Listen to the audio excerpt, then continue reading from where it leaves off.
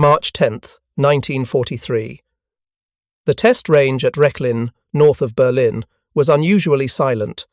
A handful of Luftwaffe engineers, wrapped in grey coats against the cold wind, gathered around a steel platform at the edge of the airfield.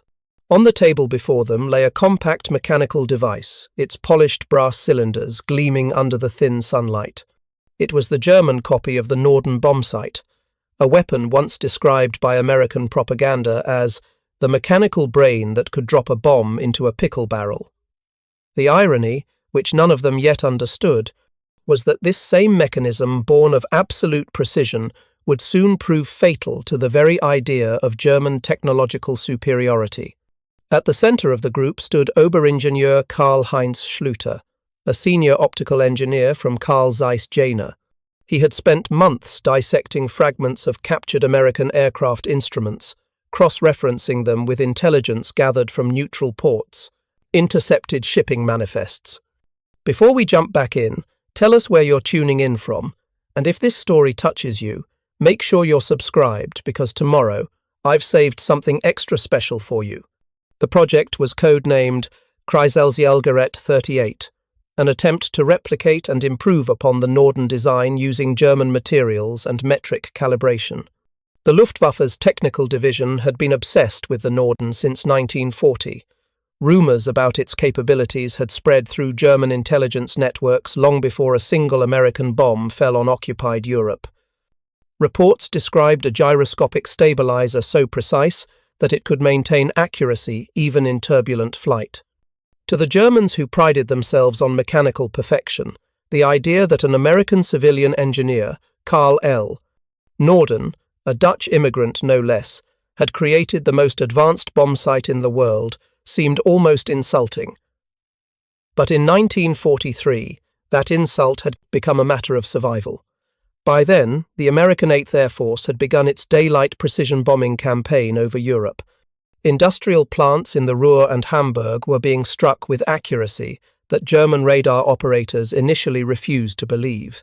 Luftwaffe analysts, skeptical of the pickle barrel myth, soon found the results undeniable. Bombs consistently struck within a few dozen meters of key structures. The Reichsluftfahrtministerium, RLM, the German Air Ministry, demanded an explanation. And so, the engineers at Zeiss and Askania were ordered to do what Germany had done since the 19th century: examine, understand, and surpass. The captured specimen that inspired this effort had not come from the battlefield, but from the black market. In late 1942, an Abwehr agent in Portugal had managed to purchase what was believed to be a damaged American automatic bomb sight from a crashed B-24 recovered near the Azores. The instrument, partially dismantled and smuggled in diplomatic crates marked optical equipment, reached Berlin that December. It was not intact. Several critical gyroscope components were missing. The American fusing assembly had been destroyed, perhaps deliberately, but the remaining parts fascinated Schlüter and his team. Within days of inspection, they concluded that this was indeed a sample of the legendary Norden Bombsight. The name itself carried weight. Even within the German technical community, Norden was whispered with a mix of curiosity and resentment. The Americans guarded it with extraordinary secrecy. Bomb sights were installed in aircraft only under armed supervision. Bombardiers swore oaths to protect it, even at the cost of their lives. Before missions, the sight was locked in a safe. After missions, it was returned under armed escort.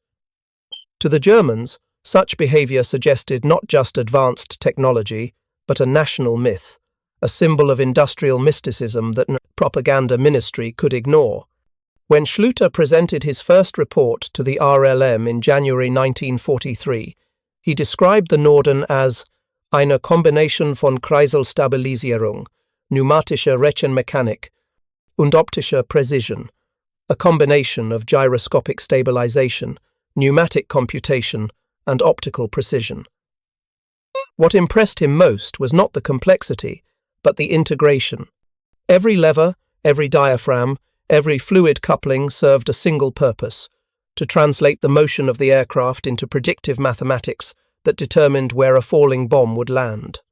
In a nation that had built the finest microscopes, periscopes, and artillery sites in the world, it was a humbling discovery that such a device had not been born in Jena, Munich, or Dresden, but in New York. That humiliation was not easily accepted. At first, Luftwaffe engineers refused to believe that the Norden could truly outperform the German Luftwaffe 7, the standard bombsight, used in Heinkel and Dornier bombers. The Luftwaffe 7, or Luftwaffe 7, was itself an impressive piece of engineering combining a stabilized telescope and mechanical computer that automatically corrected for wind and airspeed. But it lacked one critical feature: the ability to decouple from the aircraft's motion entirely. German bombsight operators were trained to manually input drift and speed corrections. The Norden, by contrast, allowed the bombardier to fly the aircraft during the bombing run through an autopilot interface. In the final moments before release, the Norden effectively took control of the bomber's course, ensuring stability with a precision no human pilot could match.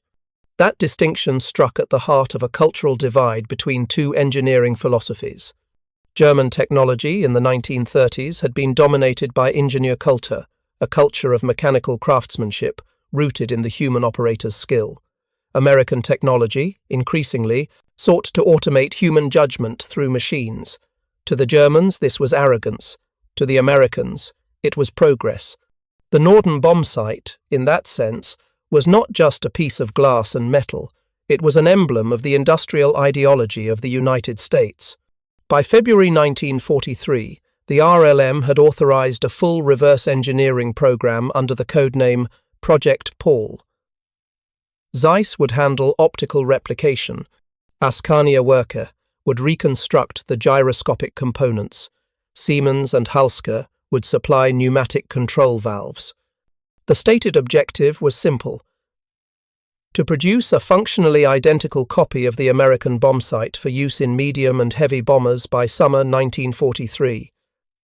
The unstated objective was more psychological: to prove that German engineering could match or exceed anything produced by a nation of assembly lines and mass production. Preparing and narrating this story took us a lot of time, so if you are enjoying it, subscribe to our channel. It means a lot to us. Now back to the story. In March, Schlüter's team completed the first operational prototype. The day was cold, the airfield quiet. Technicians connected the site to an experimental gyroscope rig, feeding compressed air through a regulator while Schlüter observed the spin-up sequence. The whine of the gyros rose in pitch, a soft metallic hum filling the workshop. Then, without warning, a loud crack split the air. The casing burst open, sending shards of brass across the room. For a few seconds, no one moved. When the smoke cleared, they found the gyroscope shattered. The rotor had fractured from imbalance at high speed. A design error. But as they examined the remains, Schlüter realized the failure was not mechanical, it was conceptual. The Americans had used an entirely different alloy for their gyroscope housing, a lightweight, heat-treated aluminum that the Germans had assumed could not withstand such stress. Their copy, made from conventional brass, had torn itself apart. That first explosion would become symbolic of the entire project. In the following months, every attempt to replicate the Norden revealed a new gap, each more humiliating than the last. They discovered that the American device depended on a complex pneumatic integrator that used a specific viscosity of hydraulic fluid, one that behaved consistently across temperature variations. German substitutes either froze or foamed under altitude pressure changes. The optical components, though replicable in principle, required coatings that Germany could no longer produce in quantity because of shortages in magnesium fluoride. Even when functional, the replica performed poorly. Test drops from a Dornier Do 217 missed targets by hundreds of meters. The internal vibration dampers oscillated out of phase with the aircraft, amplifying motion instead of cancelling it. A second prototype, tested in April 1943, overheated during calibration and seized mid-operation. By summer, the project had become a quiet embarrassment. Reports to Berlin grew increasingly evasive.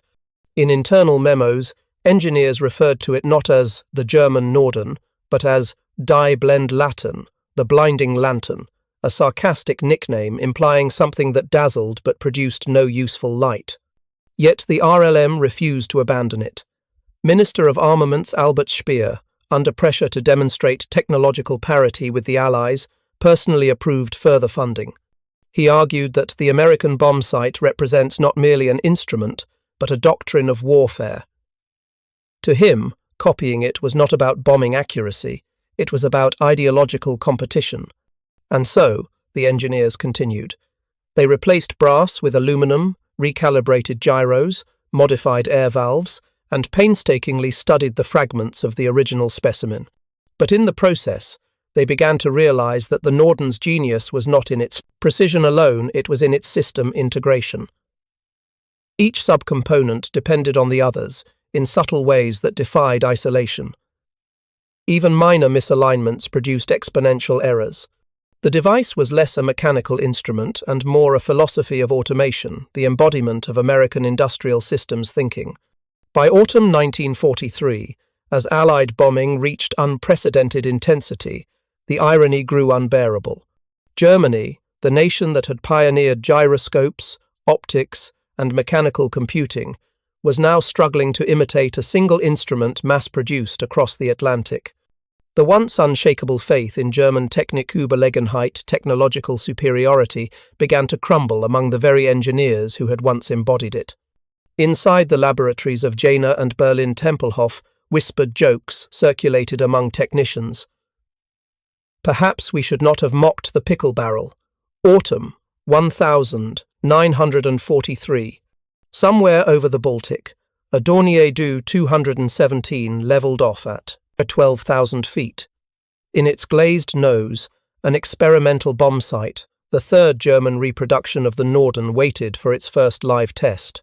The aircraft droned against the grey horizon, engines steady, the air thin and biting.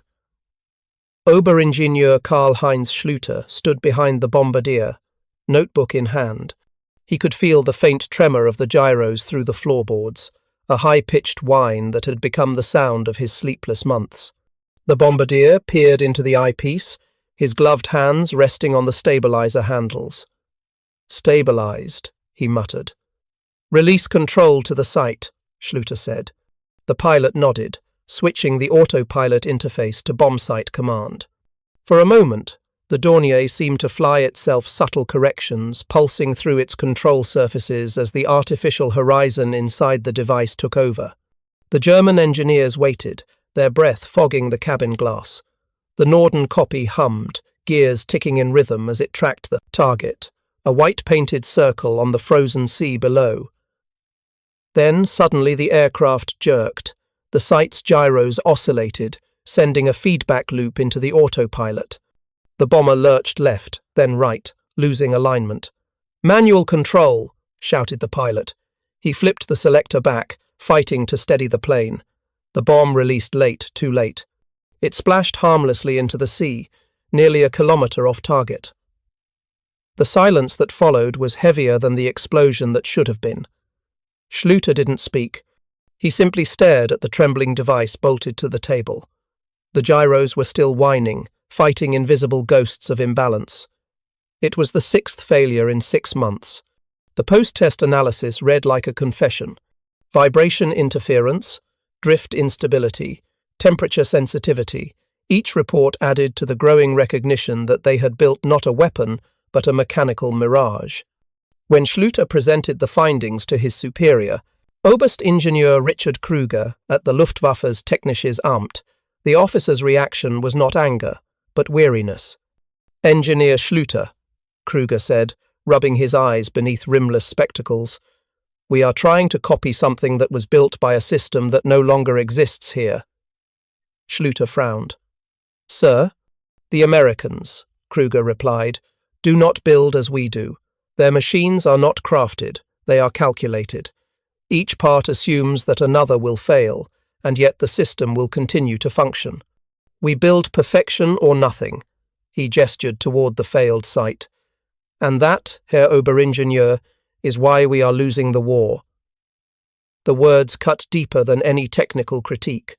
For a man raised in the tradition of German optical supremacy, to hear that American calculated imperfection had surpassed their craftsmanship was unthinkable. Yet evidence piled higher with every raid over Hamburg and Bremen. Each bomb that struck a target with surgical precision felt like a quiet rebuke. By late 1943, the Norden Bombsight had become both a weapon and a legend. American propaganda films portrayed it as an almost divine instrument. In newsreels, white-coated engineers polished lenses, while solemn narrators declared that the Norden was as secret as the atomic bomb. Of course, this was only half true. The Norden was ingenious, but it was no miracle. In practice, even American crews achieved true precision only under ideal conditions. But perception mattered more than perfection. The Germans, however, could not afford perception. Their factories were burning, their fuel stocks were dwindling. The Reichsluftfahrtministerium clung to the idea that technology could somehow restore strategic balance, and so Project Paul continued under growing desperation.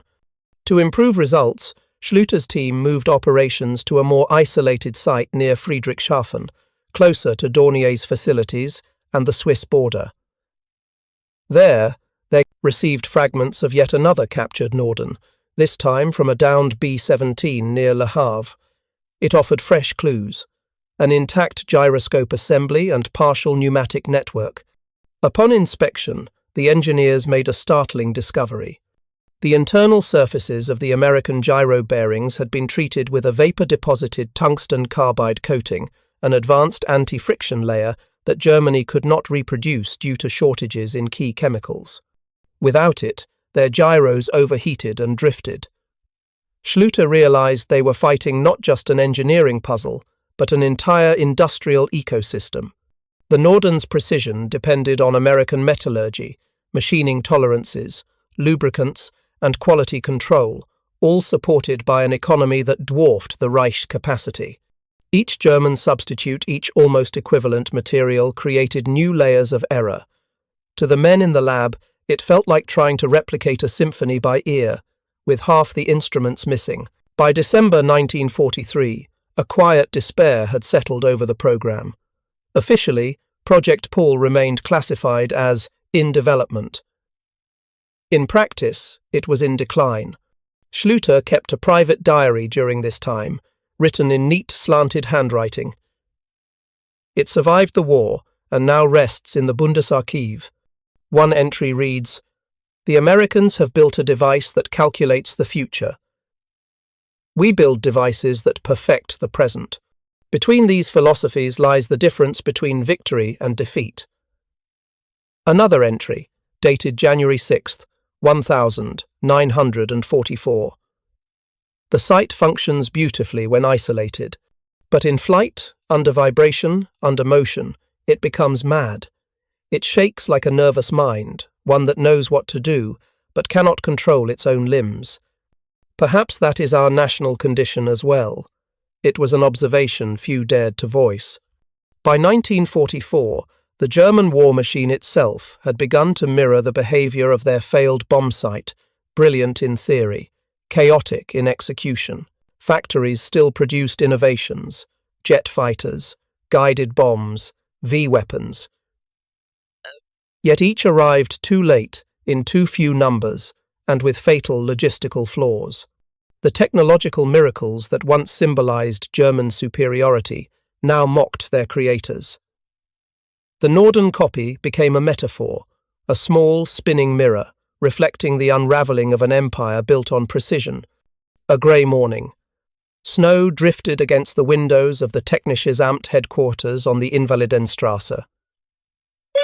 Inside, a small conference convened to decide the fate of Project Paul.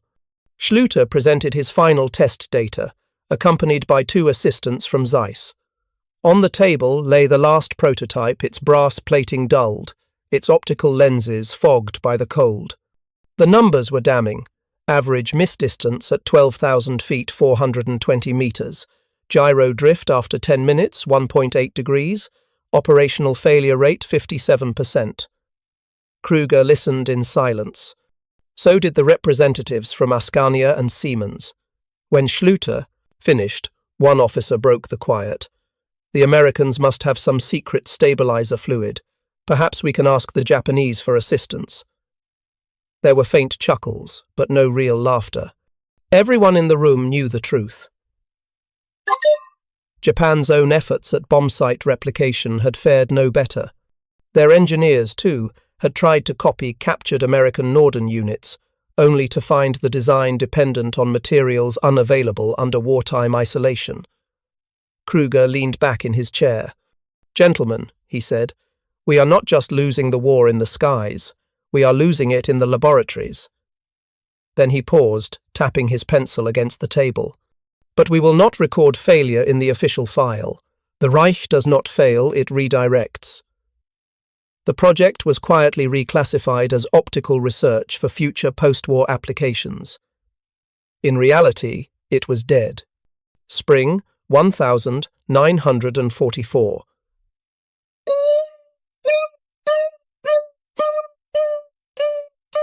Though officially discontinued, a few engineers refused to give up. Pride, habit, and sheer stubbornness drove them to keep experimenting in secret. Among them was Lieutenant Wilhelm Hahn, a young test officer who had once trained as a precision instrument maker.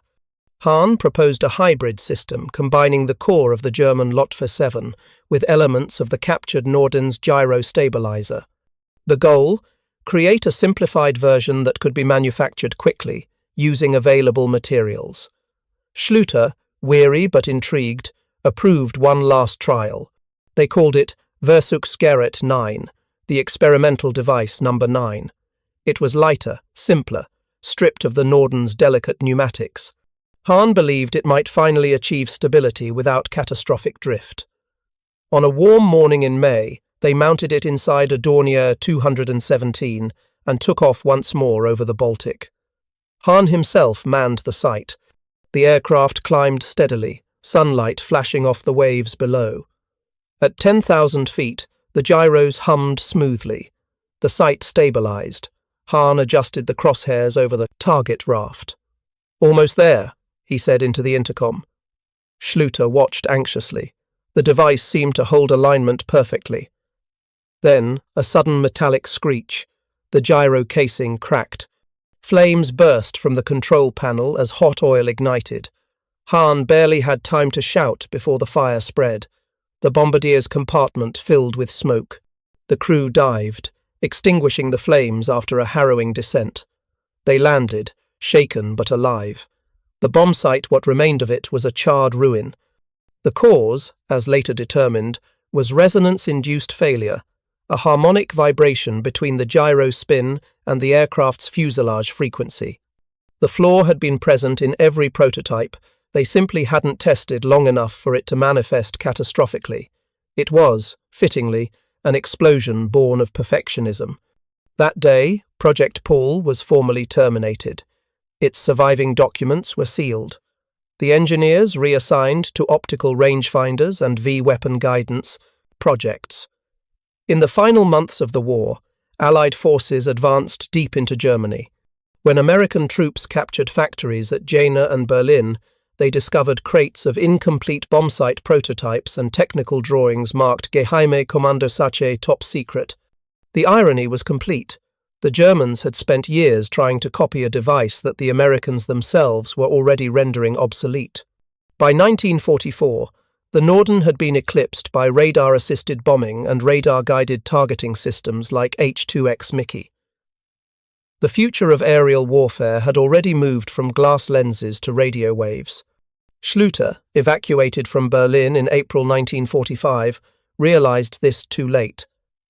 In his final wartime note, found in a destroyed workshop, he wrote, "The bombsight exploded because it was too perfect.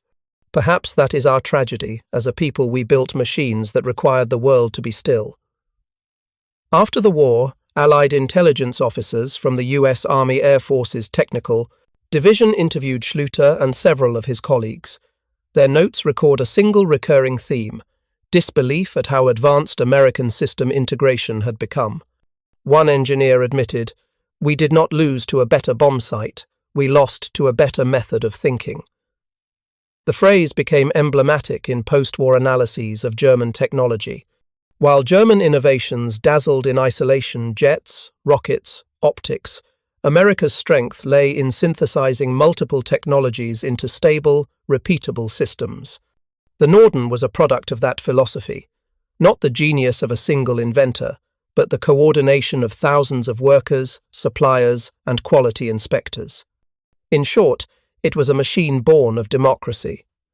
In the years following the war, fragments of Project Paul resurfaced. Some components were taken by Soviet technical teams during Operation Osowiakim in 1946. Others ended up in Western archives. Yet the story remained largely forgotten, overshadowed by the more glamorous narratives of rockets and jets. For historians, however, it offered a poignant microcosm of the entire German war effort. A technologically brilliant nation, crippled by arrogance, ideological rigidity, and the illusion that perfection could defeat scale. By contrast, the United States had embraced imperfection as a principle of design. The Norden Bombsight worked not because it was flawless, but because its flaws were anticipated, averaged, and compensated by systems beyond itself: autopilot circuits, standardized parts, trained operators, and mass production. In that sense, the failed German copies symbolized a broader moral lesson. When technology becomes an idol, it loses its humanity and therefore its adaptability. In 1952, in a modest apartment in Dresden, Karl-Heinz Schlüter, now an old man, was interviewed by a young East German journalist compiling stories of wartime research. When asked about the bombsight, he smiled faintly. The Americans built a machine that allowed a man to drop death with mathematical calm, he said. We tried to build the same, and it destroyed itself. Perhaps that is justice. The interviewer noted how Schlüter paused, looking out the window as snow began to fall over the grey city. He continued, "But do not mistake the lesson. It was not their bombsight that won the war. It was their capacity to imagine a future where machines served systems and systems served men. We, on the other hand, served our machines." He tapped his temple. "And in the end, they exploded inside our minds long before they exploded in our hands." The story of Project Paul, the German attempt to copy the Norden bombsight, remains a quiet but powerful symbol of a deeper wartime paradox. It was not just a failure of reverse engineering, but a failure of worldview. For all its precision and genius, Germany could not copy what made the Norden truly dangerous: the philosophy of organized complexity, the belief that that order could emerge not from control, but from coordination. And so, the engineers who once believed they could equal America's mechanical brain learned, through failure and flame, that a machine is only as perfect as the society that builds it. April 1945. Berlin was no longer a city, it was a geography of smoke. What had once been a capital of steel and geometry now resembled a mechanical carcass, bridges torn open, railways bent like twisted clock springs. The very heartbeat of the German war machine had turned against itself, and amid that collapse, the myth of technological invincibility, the faith that machines could save the Reich, was burning to ashes. Among the countless files being evacuated or destroyed in the final months, one small folder sat unnoticed in a basement office beneath the Technisches Amt, Project Paul, Kreiselzielgerät 38.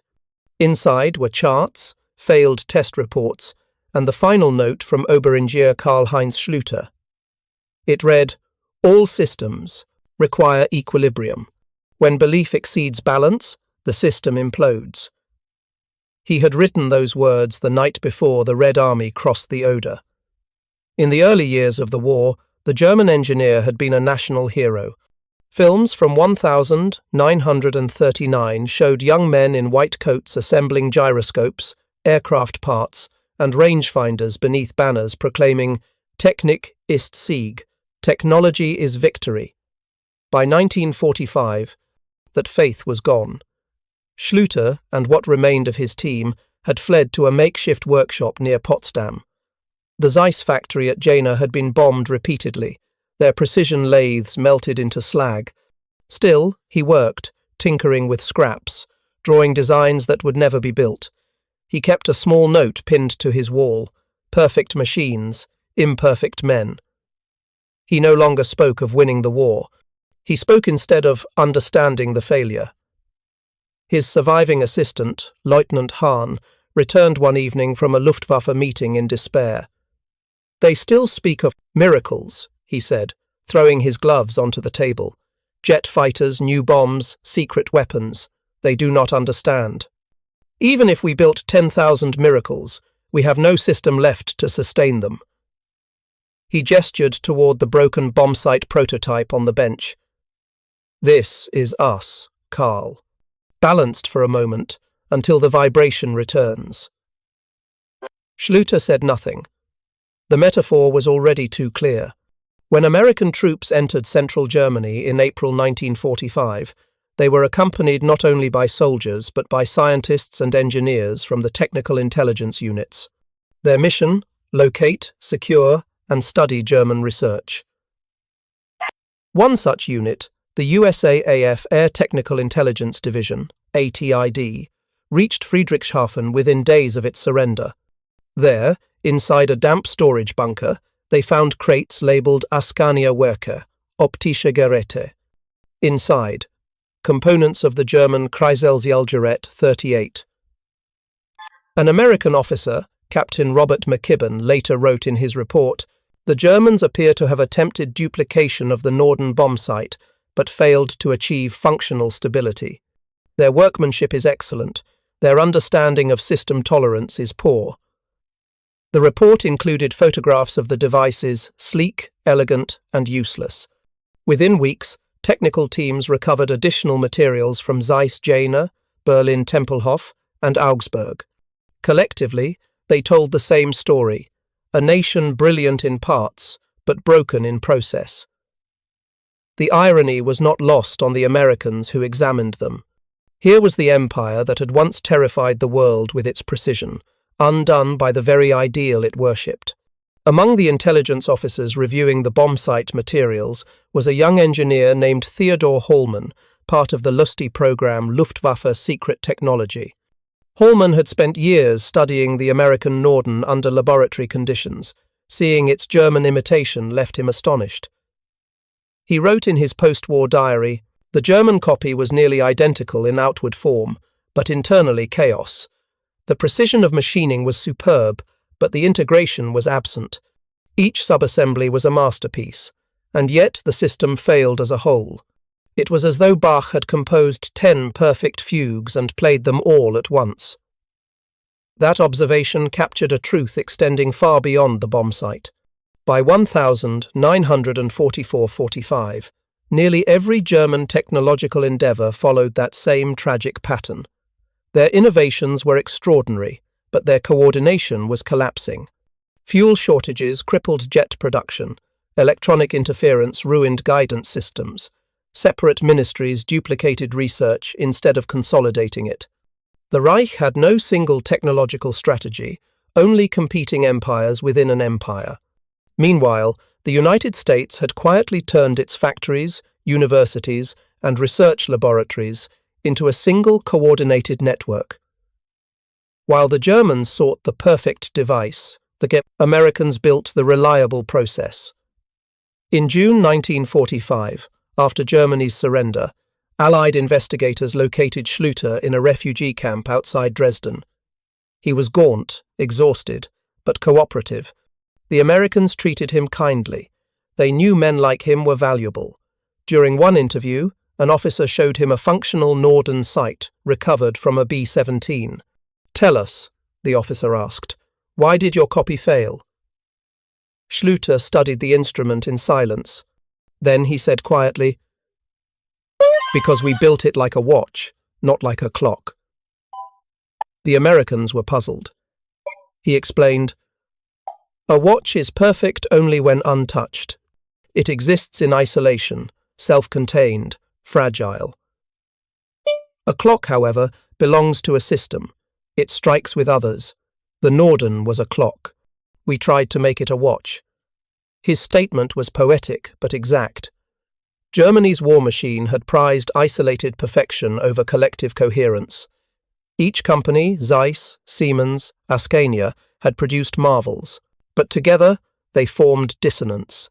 In post-war reports, the U.S. analysts summarized it more coldly. German technical culture emphasizes craftsmanship over reproducibility. American technical culture emphasizes reproducibility over craftsmanship. War favors the latter. In 1946, British philosopher Lewis Mumford wrote an essay titled Authoritarian and Democratic Techniques. He argued that every society produces technology in its own image, that totalitarian regimes favor machines that concentrate power, while democratic societies favor those that distribute it. Though Mumford never mentioned Project Paul by name, he might as well have. The bombsight was a case study in this principle. In Germany, technology served hierarchy. Decisions flowed downward. Information was compartmentalized. Engineers obeyed. In America, technology served process. Feedback loops, testing, and iteration created self-correcting systems. The Norden site had been designed not by decree, but by collaboration mathematicians, engineers, pilots, machinists, and even factory women adjusting tolerances on mass assembly lines. That collaboration was precisely what Nazi Germany could not replicate. Its authoritarian culture discouraged failure, yet progress in engineering depends on failure. When a test exploded in an American lab, it was a lesson. When a test exploded in a German lab, it was a secret. Thus, the system stopped learning. In the ruins of Berlin, the remnants of that mentality persisted. Speer, in his prison writings at Spandau, later admitted that Germany's technological hubris had blinded it to the human and logistical realities of war. He wrote, "We believed that if our engineers could achieve the impossible, our soldiers would never need to. But the engineer's miracle became our excuse for strategic blindness. The Kreisel Zielgerät was one such miracle, an echo of belief without substance. Meanwhile, the Americans, though celebrating the Norden's role, quietly moved on. By 1945, radar bombing and electronic navigation had already rendered optical sights obsolete. The Norden was a bridge technology brilliant, but transitional. Yet for the Germans who failed to copy it, it became something far more enduring, a mirror of their own downfall. In the late 1940s, fragments of the Project Paul documents were declassified for study by Allied intelligence. A few ended up in university archives, MIT, Oxford, and the Smithsonian. One such fragment, a page of Schlüter's notes, reads, "Every component performs beautifully in isolation. Together, they disobey." Perhaps this is not a flaw of design but of belief. Historians who later examined these files came to see the project as more than a technical curiosity. It was a psychological X-ray of a collapsing empire. The Nazis had proclaimed the supremacy of willpower, der Wille zur Technik, but machines are indifferent to will. They respond only to physics, process, and patience. By the end of the war, the Americans had mastered those laws. The Germans had tried to bend them. In 1947, at a U.S. Air Force demonstration in Dayton, Ohio, engineers showcased a captured German bombsight beside a functioning Norden. The German device gleamed under the fluorescent lights, polished, elegant, museum-perfect. The American sight, by contrast, looked worn, utilitarian. Its screws mismatched, its surfaces rough from production line machining. Yet when powered, it hummed with stability. Its gyros spun true. The German unit rattled after minutes of operation, its balance subtly off. An observer, an engineer named Joseph Walker, wrote later, "The German sight was a sculpture, the American sight was a tool, and that, in a sentence, was the difference between our wars." By the 1950s, the story of the Norden and its imitators faded from public memory. Jet bombers, nuclear weapons, and guided missiles had rendered the entire concept of optical bombing quaint, but among historians and engineers, Project Paul remained a haunting parable. It spoke of a generation that had confused intelligence with control and precision with power. Some German scientists, resettled under Operation Paperclip, continued their work in America ironically, now contributing to the very system they had once sought to surpass. They marveled at the American method, iterative testing, open feedback, interdisciplinary teams.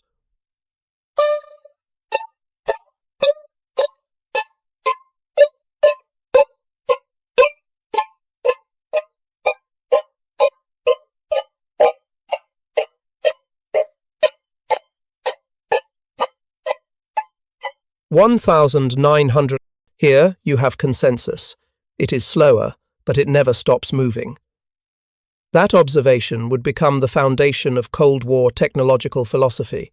When historians decades later revisited the literal explosion that ended Project Paul's final test flight, they saw in it more than mechanical failure. It was symbolic. The device had exploded because of harmonic resonance, two systems vibrating at incompatible frequencies until one disintegrated. That, they argued, was the essence of Germany's technological tragedy, a civilization vibrating between genius and ideology, unable to find harmony. Schlüter's final words, "We built machines that required the world to be still," captured that tension. The world had moved on. The Allies had embraced dynamic systems, adaptable, resilient. Germany had built perfection for a world that no longer existed. In a sense, the story still resonates far beyond its time. Every modern engineer who studies failed projects knows the ghost of Project Paul, the danger of worshipping precision over process. When modern military historians lecture on wartime innovation, they sometimes show two photographs, one of the Norden Bombsight's intricate gyros and one of the German replica's shattered casing. The caption beneath both reads simply, "The difference between copying and comprehension." Precision. Among the displays was a restored Norden Bombsight, set beside a German copy found near Friedrichshafen. Visitors walked past without much notice. The atomic age had already rendered such devices relics. But one visitor, an elderly German émigré with thinning hair and a limp, stopped before the display. He leaned close, reading the placard. It mentioned the failed German attempt to reproduce the Norden. The man, unnoticed by others, whispered softly in his native tongue, "Not failed. Misunderstood." He straightened, looked once more at the two machines so similar, yet separated by philosophy, and walked away. Outside, children played near the reflecting pool. The world was still imperfect, still noisy, still moving. And perhaps that, he thought, was the true victory of the machine that never stopped learning. The war ended, but the machinery did not stop. Factories that once built bomb sites now built cameras, radios, and microscopes. Engineers who had designed weapons of precision now calibrated instruments of peace. Yet, somewhere within every surviving draftsman's sketchbook, there remained the ghost of 1945, the dream that precision alone could shape destiny. In that sense, Project Paul did not vanish. It transformed. Its failure became a strange kind of inheritance.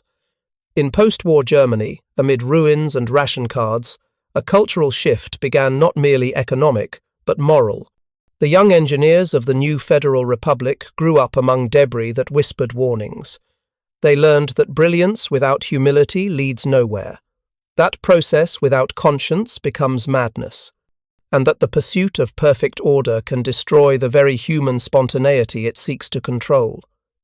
The old engineers, like Karl-Heinz Schlüter, rarely spoke publicly. He lived quietly near Munich, teaching mechanical drawing at a small technical school. To his students he was simply Herr Schlüter, the draftsman. But in the privacy of his notebooks, he continued to write reflections notes later discovered after his death in 1958. "We believed that precision was a kind of truth, but truth, I have learned, tolerates imperfection. Only lies demand perfection. It was a startling confession from a man who once designed instruments to guide bombs within meters of their targets. Across the ocean, in American research laboratories, engineers studied the lessons of both success and failure. They admired German craftsmanship, yet they also recognized its fatal rigidity. The Norden Bombsight, once the crown jewel of American innovation, was already being phased out by radar and electronic systems. But the spirit of the Norden, the collaboration, the testing, the integration became the model for post-war science. Project Apollo, the Manhattan Project, even the first digital guidance systems all inherited the lesson learned from the bombsight wars, that precision is not the product of genius, but of collective iteration.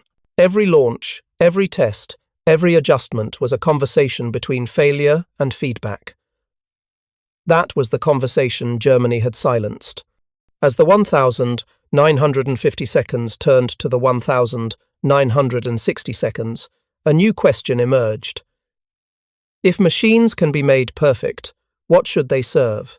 In Allied universities, philosophers and physicists debated this relentlessly.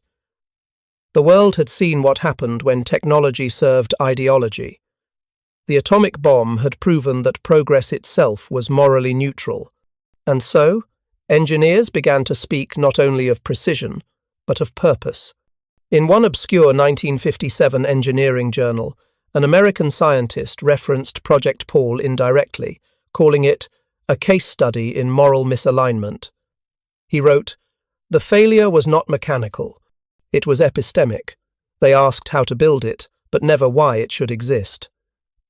That distinction would come to define the philosophy of modern engineering ethics. Among Schlüter's remaining papers, preserved decades later in an archive in Munich, one letter stands out. Addressed to a former colleague from Zeiss, it reads, "We built instruments to measure the world, but we never measured ourselves. I have come to believe that every machine inherits the character of the people who build it. A bombsight built in anger will always see targets, never people." It is a small human sentence, but perhaps the truest summation of what Project Paul meant. His letter closes with an almost haunting image. "Sometimes I dream of that final test. The vibration increases, the instrument shakes, and then silence. But in that silence, I imagine it working, perfectly balanced, in a world without war. Perhaps then, it would finally be what it was meant to be." Historians often search for meaning in success, but Project Paul survives as a monument to failure, a necessary, instructive kind of failure. It reminds us that technology reflects temperament, that precision is only as stable as the morality guiding it, and that when a nation believes its machines can replace its conscience, the collapse of its mechanisms is inevitable. The American historian Henry Petrosky once wrote, "Every failed bridge teaches the next one how to stand." The same could be said of Project Paul. It taught the world how not to build, how not to think. Its ruins seeded the modern principle of systems engineering, the belief that success lies in coordination, not in perfection. The age of isolated genius ended in 1945. The age of systems began. One final story survives, told by an American airman stationed in Germany in 1946. He recalled visiting a bombed-out workshop where a captured German technician, perhaps Schlüter himself, showed him the remains of a shattered bombsight. The airman asked him, "Was it meant to win the war?" The German smiled faintly. "No," he said. "It was meant to prove that we could control chaos, but chaos always wins." The airman never forgot that line. Years later, he would quote it to his students at MIT, reminding them that the essence of engineering lies not in control, but in coexistence with complexity. When the last working Norden Bombsight was decommissioned in 1963, the Air Force stored it in a vault at Wright-Patterson Air Base. Inside its gyroscopes, a delicate hum remained like a faint heartbeat from another era. A few engineers gathered to watch as the machine was powered down for the final time. The hum faded. Silence returned. Someone murmured, "So ends the age of sight." Yet, perhaps it did not end at all. Every satellite that measures the Earth, every guided spacecraft, every self-correcting system carries in its logic the lessons learned from that first war of precision, the understanding that stability comes not from stillness, but from adaptation. History remembers victories by numbers and defeats by ruins, but sometimes it is the broken device, the shattered lens, that reveals the deeper truth. The Kreisel 38 never worked. It never guided a single bomb. And yet, it guided an entire generation of engineers toward humility. Its fragments now lie in glass cases, their purpose gone, their meaning reborn. They remind us that perfection without wisdom is merely a louder form of failure, that the measure of a civilization is not the precision of its machines, but the balance of its soul. And perhaps, in the final analysis, that was the real sight the world gained from a bombsight that exploded. Up next, we have two more incredible stories that are waiting for you. Just click the image you want to watch, and it will take you there. If you enjoyed this video, make sure to subscribe. It would mean a lot.